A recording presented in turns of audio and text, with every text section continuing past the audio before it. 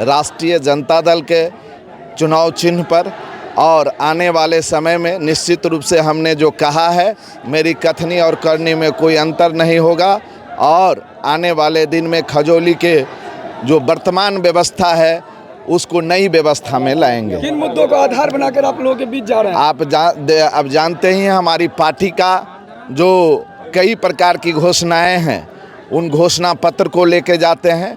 और दूसरा जो खजौली विधानसभा की आम जन की समस्या है, चाहे वो शिक्षा की समस्या हो, अस्पताल की समस्या हो, एक प्रमुख मुद्दा को लेकर जा रहा हूँ, वह है पटना में आम आवाम के लिए दलान खोलना। जीत के बाद पहली प्राथमिकता दलान खोलना। दलान खोलने का अर्थ ये है कि जहां आम आवाम जो पटना जाएंगे उनको इलाज कराने की सारी व्यवस्था करेंगे। और निश्चित रूप से जो जिस प्रकार के स्वास्थ्य व्यवस्था और सारे चीज़ भ्रष्टाचार पूर्ण रूप से, उन तमाम चीज़ों पर विधानसभा में आवाज़ उठाऊंगा और उस पर चामुक चलवाऊंगा। आप जानते ही हैं रोजगार के लिए हमने निश्चित रूप से जो ये सरकार है, एनडीए की सरकार, आप जानते हैं यहाँ चीनी मिल और जूट मिल ये पूरे मिथिलांचल के लिए था, लेकिन कहीं कुछ नहीं है।